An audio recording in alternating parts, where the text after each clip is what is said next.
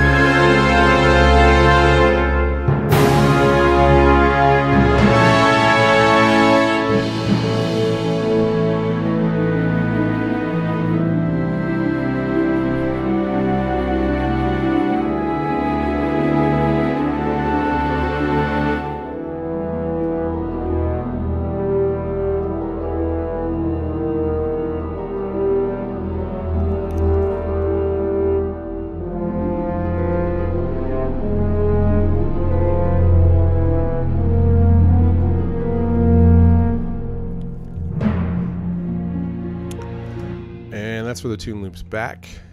KingsIsle usually has me write 2-minute tunes, and usually a lot of times I'll go a little bit over just to try and, I've written 2 minutes and then I go, oh yeah, I got to get back to the beginning. That's part of being a video game writer. A lot of these tunes are going to loop. So in fact, you can hear me trying to get back to the right key at the end here.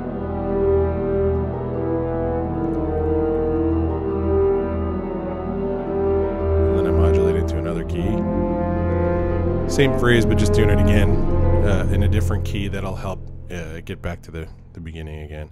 So let's talk about some of the themes that are in here. Probably the most important one that the developer wanted to kind of tease in here was the sort of epic space theme coming in here. They referenced James Horner's compositions and scores for like the Alien score and the Star Trek stuff that he wrote. So I pulled a lot of that stuff as inspiration and listened to it and then did my own thing sort of with that idea.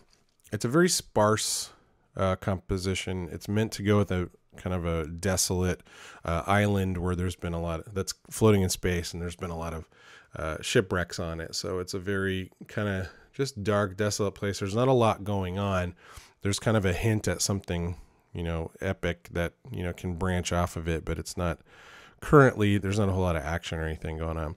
So this space theme that I came up with in a later piece, and it's presented as more kind of a adventurous, epic idea. This kind of starts out really tentative. So it starts off in the flute, and the trumpets respond.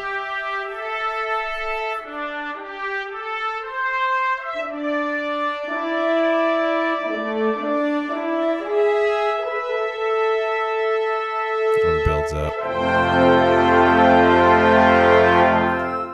People ask, where ideas come from, and it's hard to say exactly, but when I listen to styles of music, a lot of times I'm trying to, think about what makes them sound the way they do. Is the melody often stepwise? Are there, leaps in it? What kind of rhythms are they using? And you just sort of internalize that, and your brain sort of works on it, and later something just sort of pops out through experimentation. So for this piece, I was probably, working with my brass patch and messing around with it. And I really like that the tension, the melody goes 1, and then the next degree of the scale, the 2 or the 9.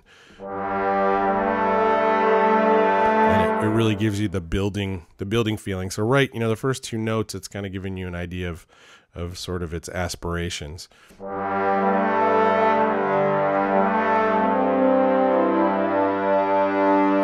Where basically what the theme is, and I just take it through different instruments and some different keys, and we build it up. Later on, it's presented, like I said, kind of in a more fanfare-y, themey, sort of more of a sweeping up tempo presentation instead of this. But it definitely kind of feels like it starts here. This is supposed to be kind of like the germ of an idea that gets developed throughout the course of while you're playing this. Playing the level. So that's the main theme. There's another theme here that I used in other parts of the level.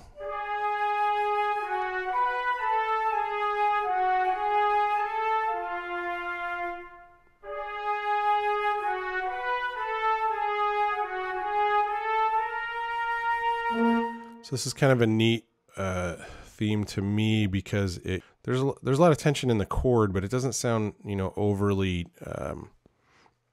atonal. That line is actually kind of pretty. It's just the melody or the harmony in the background that gives it, just something's a little bit off there.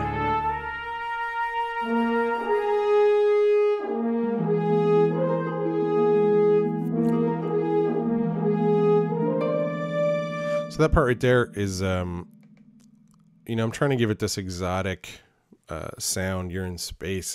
There's adventure. It's epic. Which is the way that harp arpeggio is doing its thing. And then the horns themselves are playing this really wide interval here. So I heard somewhere a long time ago that wide intervals are, kind of about adventure. The theme from Star Wars starts on a perfect fifth, and a lot of things that are about exotic or fantasy places.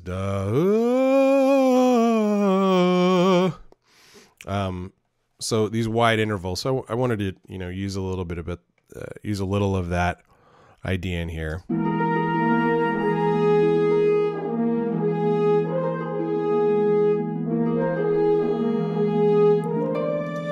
And this also it's hinting at the epic, but it's not quite there yet. The ensemble is not that big, at least not yet. We hear a lot of solo trumpet, solo flute, solo clarinet. So it's a pretty intimate group. A lot of the TV writers, especially in the 60s and 70s, when Star Trek was on TV, they didn't have a lot of money to hire these giant orchestras, so it was usually a smaller ensemble. So I wanted to give a little bit of that feeling as well.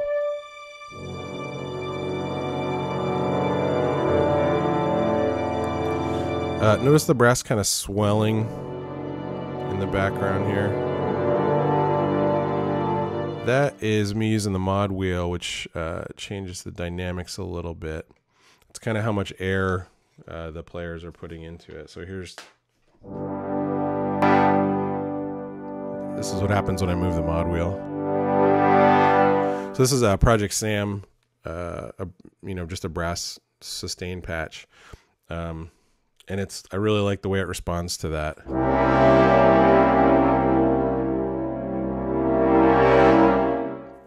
Wind instruments and even, strings and stuff, they don't just play a note that stays static. It's always moving. So whenever you're programming this stuff, make sure to kind of move that mod wheel.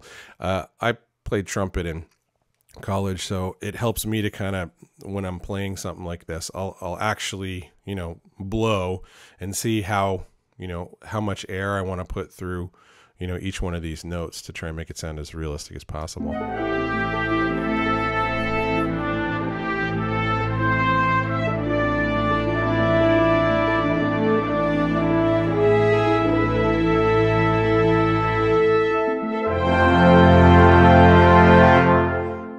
There's a Star Trek. Ta-da! You might notice that I'm changing time signatures a lot, going from 4/4 to 3/4 to 5/4. A lot of this opening stuff was meant to feel more like background scoring.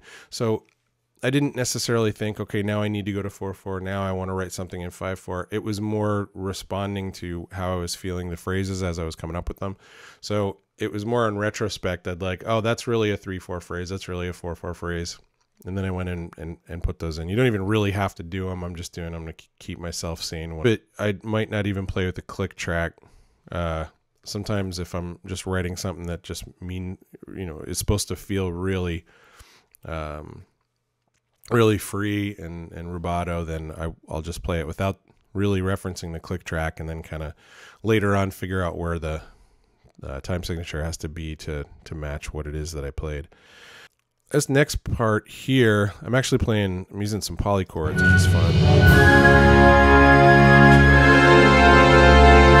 So it's really two different chords playing on top of each other. The first part is a C sharp major, and the next part is an F major.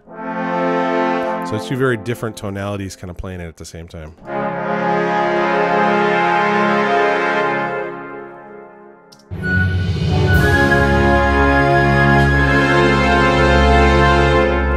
I do it again, but actually resolve the chord a little better here, so it feels, we're really, again, you're setting up for this expectation of adventure, but we're not there yet, so don't, keep your pants on, buddy.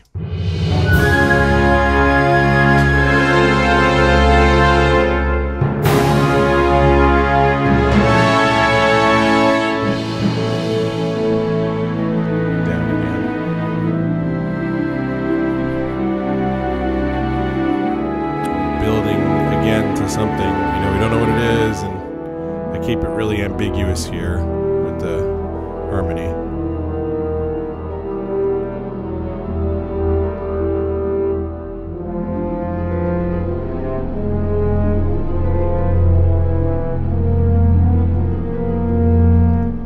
Yep, so that's about all I really have to say about this track.